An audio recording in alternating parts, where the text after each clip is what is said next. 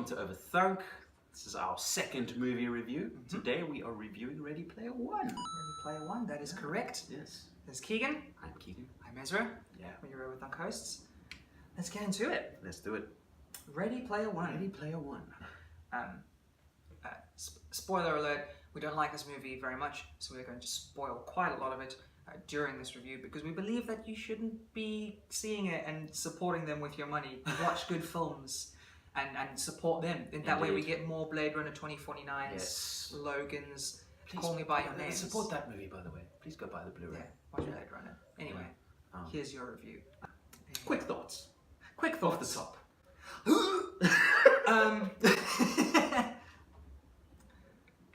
Okay, that's Slower thoughts? It's the same thought, but like I drew it out a bit more. See what I did there?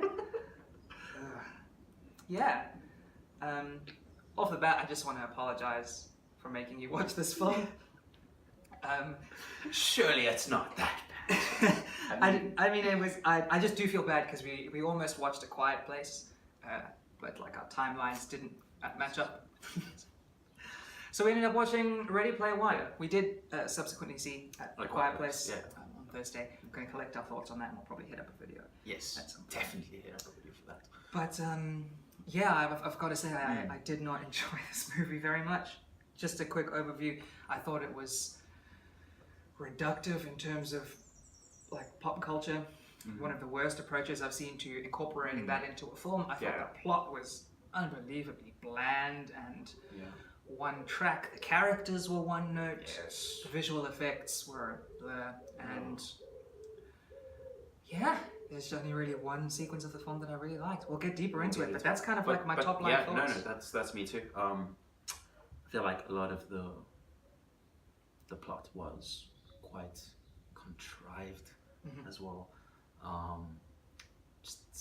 Dude, like this is a movie about virtual reality, and if I come away from a movie about virtual reality unimpressed by the visuals, I mean, there's not really much more you can say about that. And unimmersed in the world. Yes, that's what it needs to do. I mean, if you're seeing this film in 3D and you know you've got everything there for it to be enjoyed as an immersive experience, and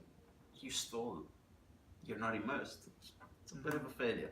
Once again, I will say we don't enjoy generally 3D movies. No. Sometimes it can be work, yes. used to good purpose. I'll say for this film, if you're choosing to waste your money watching it, if you do need to watch it, like I can't even hate on you for doing it because we fell into that trap. But if you watch it in 2D. Don't waste your money on the 3D. It won't really change your viewing experience of it all that much. Anyway, you were saying. Yeah, and just a lot of the characters weren't very well. I had a problem with just character motivations from the get-go. I didn't quite get why the stakes were so high for this thing throughout. Like I guess towards the third act of the movie, it starts to come to get a little bit in that sense in terms of motivation, where the characters do seem like, you know, sell that point of the stakes being high. But yeah, just a lot of thrown in aspects as well. Thrown in romance where, oh my goodness, where spoiler alert, I mean we get what is supposed to be a pretty touching death scene, I guess, for one of the main characters' relatives. And a few minutes later, we're getting this run-of-the-mill romance. Like, bruh. Not even run-of-the-mill. It's not even believable enough for me to be a run-of-the-mill romance. True. Because most run-of-the-mill romances will have planted seeds at some point in the film. Their approach to the romance in the film originally, or should I say early in the film, is very much a kind of teen, I like you sort of situation. And it very quickly jumps to true love. Even the character in the film that is the subject of said love is a little bit like, whoa, let's take a little bit of time here. By time, she means 10 minutes of the movie, and then she's 100% on board with that, which is very strange. Having said that, I don't think because that usually is indicative of weak female characters in a film. I don't think that That's the not female the case. characters in this film, No. were particularly weak or victimized. I think the females are portrayed quite well. The lead female that's actress. one of the positive. Yeah, that's one thing that we can say wasn't horrible. Olivia Cook, who's the lead female. She did an okay job. Lena Waithe as well. Yeah, that was also quite a draw for me. Is that, like, not a draw, but just the positive thing about the film is I like to see Lena Waithe, and I'd like to see her in more things. And, this is hopefully open the doors. Mm-hmm. Yeah, wasn't a great performance, but it's nice to see her. That's getting exactly that what sort I of getting considered for such a large so film. good as the material.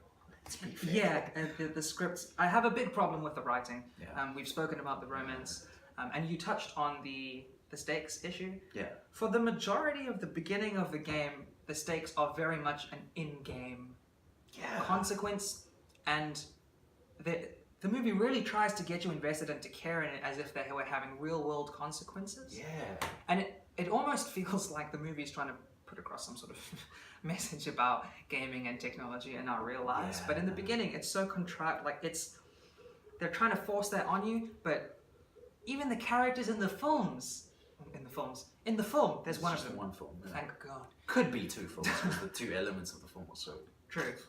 In the beginning, there aren't even real world consequences for the characters. Yeah. It's very much just a pastime. Yeah. It's not a spoiler because this is explained in the 35 minutes. And of we don't exposition. care about spoiling this movie for you. This movie should have a spoiler warning saying for your day, because that's what it does. Thankfully, we watched it and then went to sleep, so we got to reset on that. Yeah. Got an extra life coin. Well, it's not even a nice reference just because the movie's so bad. In any case, they very much want you to care about it and that it has real world consequences, etc. The fact that the game would become owned by a different company who would fill the game with ads or something is a neat angle, because it's something that most people, not so much hardcore gamers, but like your casual cell phone gamer will experience that sort of frustration, having to close ads every time you die, microtransactions in order to get things like that. The problem is that sort of audience, if that is who you are playing to, is not the same audience who is going to understand old gaming references. That's true. Not the same audience who are going to buy into the premise of this all-consuming sort of game that becomes like a really big thing in the world, because typically people who are playing those sort of cell phone games, unless it's supplementary to their usual gaming habits, are people who are not so much into gaming culture, don't understand the nature of being pulled into a game for hours and hours, and it just seems like the film is very much playing to two markets and not hitting either of them. That's true. This is something that's funny you said. I haven't even thought about it like that. It's just, it feels like just on a more basic level, just the references are sort of all over the place. Like, I don't think there's any viewer that watches that film that's going to get every reference. You know, it's just, I don't think anything. I mean, some people do love this movie, and cool, but I just don't see how. Is it cool? Yeah. Not to be that guy. I got most of the references. Yeah. I'd probably say like 90% of the references, but even then they confused me, because some of the beloved characters or films and things that would get referenced, they weren't treated with any sort of love or reverence or respect that I think they would deserve. Yes. And most of those references are sort of packed to the back end of the movie. Yeah, the final third. And at that point, it literally all feels thrown together. Like we get just quick second shots of each of those. And I mean, can we say that the final third of this film is a mess? Yeah, it is. And visually, it's a mess. Even though that's the part of the movie where we actually get like two things that I'll talk about in a bit that were visually some of the most stunning parts. It's also coupled with just a mess of CGI, just leaving you confused visually. Too much going on. They'll have these really cluttered shots. Your eyes don't know where to go because, as we've said, they've got seven characters from games that they're referencing, 4 film characters. like obviously bright lights, explosions, lasers. Yeah. And you're expected then to keep track of the main character's movement through that shot. Yeah. Add to that the current trend of shaky cam and whip cuts, and it becomes slightly nauseating. Yeah, And when I'm talking about sort of movement and whip cuts, it can be done well. Edgar Wright has very much demonstrated in the last couple of years that static cam is not the be all and end all. Yes. But the other end of that spectrum is, your Hunger Games, your Maze Runners. Yeah. But ultimately, the goal for that sort of thing is clarity. And 100%. there needs to be clarity in every shot for me to be immersed. And ultimately, that's what this movie fails on in a visual sense. It's just, like, especially those massive sequences, it's so hard to keep track of, And it must be said, there's zero clarity in almost every aspect of this film. True. The writing, the character development, the visuals. I must say the soundtrack is one of the worst I've heard but just in a very long time. Before we get there, like, even what you were mentioning about the commentary earlier, I mean, these are the sort of message of the film might feel sort of new or original at first glance, but I just think there are so many better examples of that sort of commentary that we've had, and this just sort of pales in comparison to all those, man. Yeah, agreed. Yeah, but the soundtrack, oh my goodness, soundtrack, that was probably the part that annoyed us the most. Crazy bad.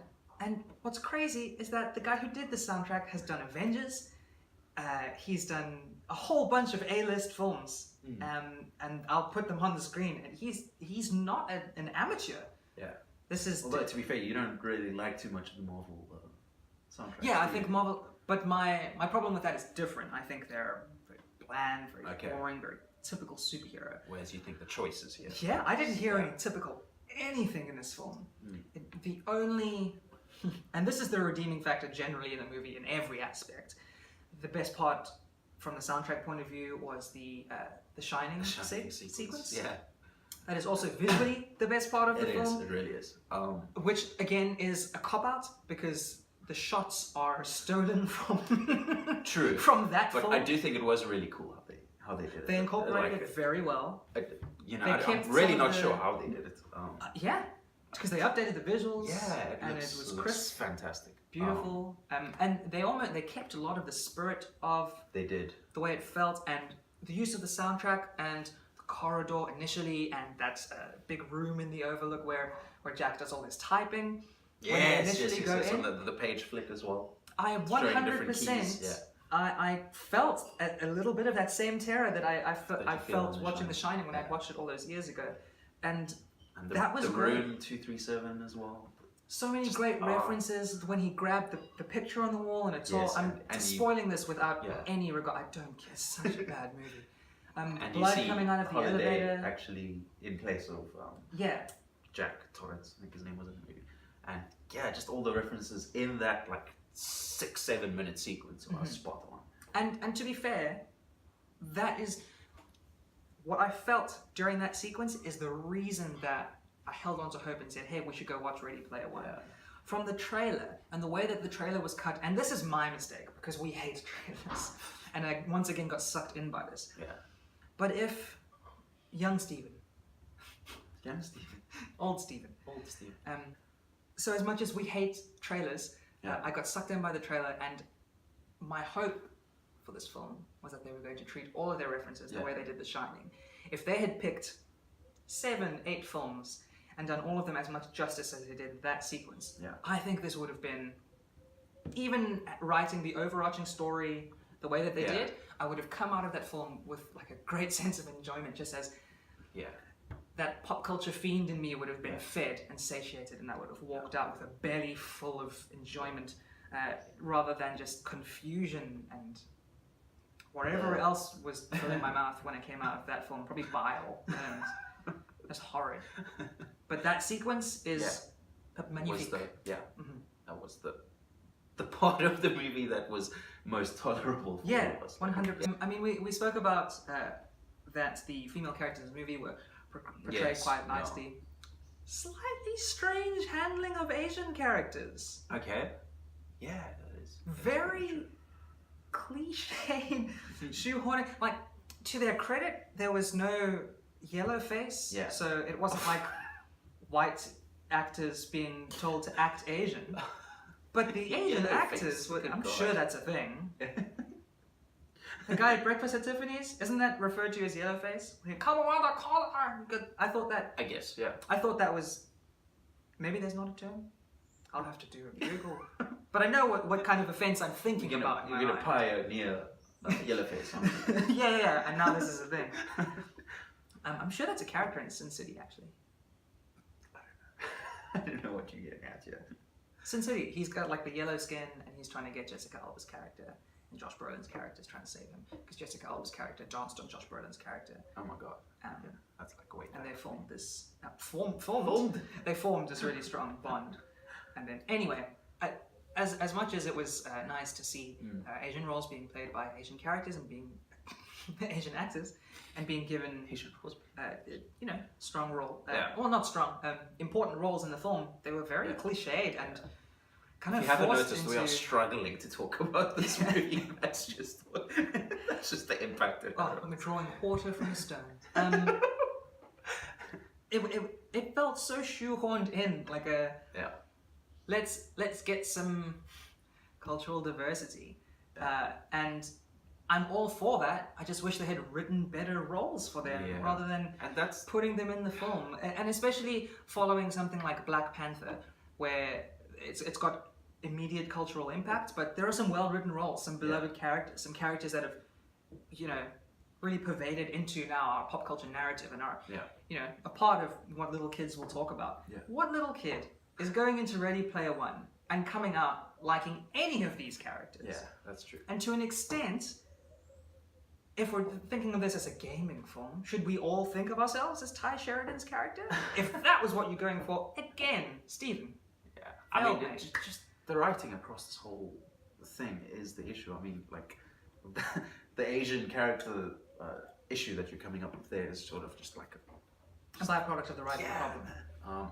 And I think Ty Sheridan, I remember the first thing I saw him in was Mud with Matthew McConaughey. He was a child actor in there, and he was superb. Like, I thought, like, this kid's going to go on to do big things. So he definitely has the ability. And as you said, Lena Waithe, character. Lena Waithe we're big fans of from Atlanta, obviously. Ben Mendelsohn did a great job in Rogue One. Yeah. So I was excited to see him in the cast list, and then very unexcited after I'd watched his performance. I think they played up a lot of his characteristics that would have been good if they let him play it flat. We've seen him be a villain to great effect in Rogue One. Yeah. I don't know what that was. To great effect. That's my new move. Is he human? And they made him overplay it. Yeah. I think one of the only character that I liked, Right. and no, that was giving me super Silicon Valley vibes, was Simon Pegg. Okay. I thought his performance was solid. Yeah. I thought him being friends with the tech guy, the innovator guy, and being more of the business and money, but also having that tight relationship with him, played very well. Yeah. And the reveal that he was the librarian, I guess, yeah. Yeah. That was cool as well. Well, yeah. That was one of the best. That was sweet, that was nice, Yeah. and that was a part of the film that I didn't mind. Every time Simon Pegg was on screen, there was some decent, heartfelt Spielberg moments. Yeah. For me, that I liked Mark. Is it Rylance or Rylance? Mark Rylance. Yeah. I think he was probably one of the better performances in this. I think every time he was on screen, that was how you're saying about Simon Pegg. For me, this was him. So perhaps those two. Yeah, they shared a lot of scenes as well. Yes, yeah, Mark I think Rylance and Simon Pegg brought some. Maybe their roles were well written. It seems like the premise for the film, especially coming from being a book. Yeah. And I don't know if you've looked into the book and thought of the book. haven't. So the premise is largely the same. Yeah. And those characters are obviously fleshed out quite a lot in the book. Yes. But after that, they do a sharp not 180, a sharp 90. 360. Let's call it a 345. Done all the way around, but then they didn't quite get back on track. Yeah. It's like, I'm clean now. I only do like Xanax here and there, but no more meth. So like, almost turned my life around. Yeah. That sort of thing. Yeah. They change a lot of the settings for each of the keys. A lot of the references are very different from what they are in the book. So you've And the read book the is a book? beloved book. No, I very much did a deep dive into the summary. Okay. And I looked at comparisons between the characters and things Okay. like that. But Someone at my office has bought the book, so I'll Okay. probably borrow it from Liesel. If you're watching, I'll have that book when you're done with it, mate. But yeah, those two characters are the two best written characters. Even though Simon Pegg gets limited screen time, I think 100%. the two best performances and the two best characters in the film. Agreed. One of the few redeeming qualities I think we can speak of. Yeah. So, yeah. If we can jump back onto the visuals, just before we wrap up, there are moments in the film that look okay. Yeah. And the backgrounds, I think, the world is rendered quite well. Yes, The it world is. of the Oasis. Okay. Wow. It is the Oasis. Wow, this is a forgettable film. The world of the Oasis, as a world, even though the world building was not great, and you know, I didn't enjoy it at all. The world of the Oasis is rendered beautifully. Yes. The characters within it are not. Yeah. Very much giving me PS3 cutscene vibes. Very much. It seemed to clash very much with the world that they were placed in. Which is so weird because it's set in the future. It's for it to look As bad as that. Yeah. But then there are moments when I'm assuming it's a King Kong reference character pops up very early on in the film, and that's rendered quite beautifully. I thought the effects done on that giant monkey or ape, sorry, not monkeys, he don't have a tail. It's still biology, you've got to get it right. I thought that was rendered quite well, and that was beautiful. Yes. The Tron reference, the light cycle. Yeah. They did a great job with that visually, stunning. I think that first race, I think that's one of the better set pieces. I think the film as a whole has forgettable set pieces, if we're being honest. Yeah, but Which is, and that's weird in a film that should be full of memorable set pieces. Like that is the film. It's one massive set piece. But for me to just remember that one and just think back fondly of just that one. Yeah. And then again in the final, I guess, action set piece, the final battle. We've discussed how much of a mess it is. Yeah. And then we're given two of the most well-rendered things, which is the Godzilla. Again, I'm not going to apologize for spoiling this movie for you. But in that final battle, we get the Godzilla robot, and then followed by the Gundam. The Gundam reference, as an anime fan, and they rendered it so well. That's lost on me, sort of, but I could see how you guys were. Right? Yeah. Visually, looked great. The way it was moving, the way they were fighting, the way it was operated. I thought that was, again, visually great, and then just all around it, just a river of shit. Yeah. And, I think that is very much a metaphor for this film. Yeah. Two shining beacons of light The swimming. shining. Beacons of light swimming in a river of excrement. Yeah. And I don't think it's worth the time to wade through said river of excrement in order to get the 7-minute and 1-minute gems from the film.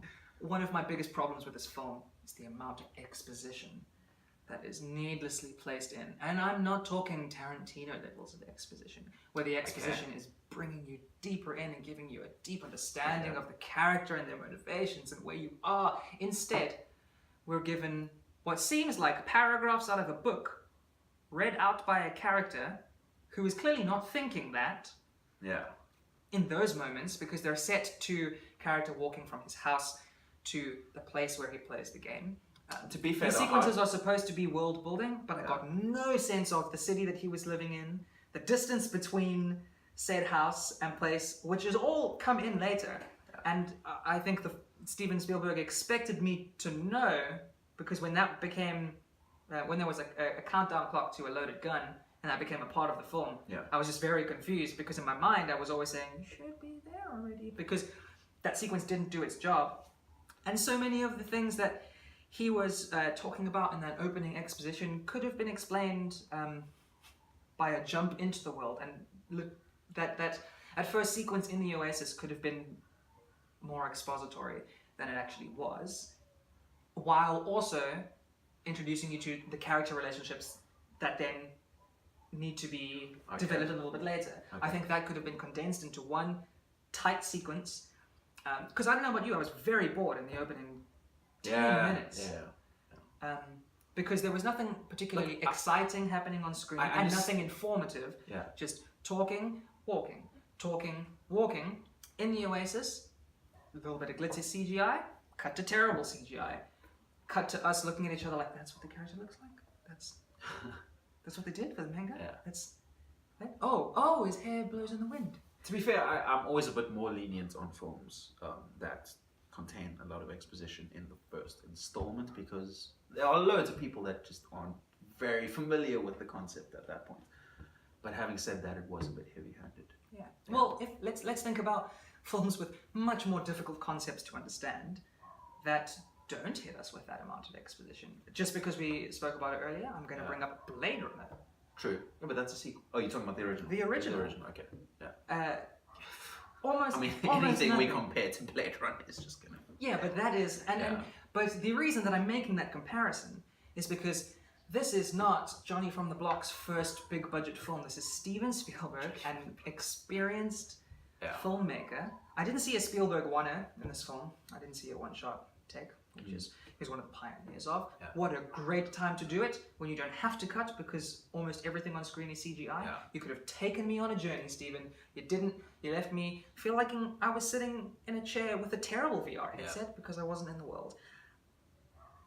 You know, look, I don't think I have as harsh of a critique as that, but just very few positives we can really think of here. There are a few redeeming qualities, like you said, like what you've spoken about. I think the concept, but then again, the concept is from a book. Yeah, so you're complimenting the book at this point. At this point, I think the concept is great. I think the film has one or two decent characters and decent performances. I think. Oh my gosh, I forgot the Iron Giant. That looked great too. That did look great too. That is like one of my favorite childhood films. I forgot it. But that's just how bad this movie is. Yeah. It didn't really focus in on what it should have. Anyway, and a few decent set pieces and a few decent moments of CGI. But ultimately, I think I'm feeling a 4 out of 10 on this. 4 out of 10. Yeah. I thoroughly disenjoyed. That's not a word. That's definitely not a word. I did not enjoy. We'll put that in the description of this movie. We disenjoyed it. I hated watching this film. A lot of the enjoyment I got out of it was honestly laughing with you and Neil about what was happening on screen. I wasn't next to you, I was next to Neil, and we had a lot of moments of going, wait, is that really? Oh no. Oh. But to be fair, I didn't want to walk out, but there are a lot of cringy oh. We didn't even speak about the jokes. Oh yeah, humor is jokes. torrid. Yeah, It's torrid. But I don't recommend anyone should watch this film. There are plenty of other films where you can get your sci-fi kick, your gaming kick. Watch Doom featuring The Rock. There are plenty of other films that can scratch this itch if it's something that you're looking for. I'm going to give this a 3 out of 10. Okay. So what did I say 4.5? Yeah. Or did I say 4? You said 4. Okay. So I guess we'll give this a 3.5. 3.5. Yeah. Yeah. Official overthunk rating. 3.5. 3.5. Ready Player One. Ready Player One. Hard pass. That's very. You're not gonna do okay. I thought hard you were doing pass. what. It does look kind of like a Wakanda. It looks very Wakanda. Sort of thing. Oh well. Hip-hop! Sorry. Yeah, thank you for watching our review. We recently watched A Quiet Place, and we have thoughts on it. Do we? We do. That we'll be throwing out there. Also, if you live on planet Earth, you probably will have seen or are about to see Avengers Infinity War. Yeah. It is a beast. We're very excited about it, and we'll have thoughts on it as well. Stay tuned for that. The next Overthunk podcast will be coming up soon. I'll link down in the description to that if you like a podcast, if you like the sound of Keegan's voice. I know you don't like the sound of mine. I don't like the sound of mine. But he's in it for at least half. I say some stuff too. You can check out our podcast for some other interesting topics. Awesome. Bye. Bless you. Bless you. Bless you. What? I don't know what that was. Too great. Okay. That's my new move. See you, move.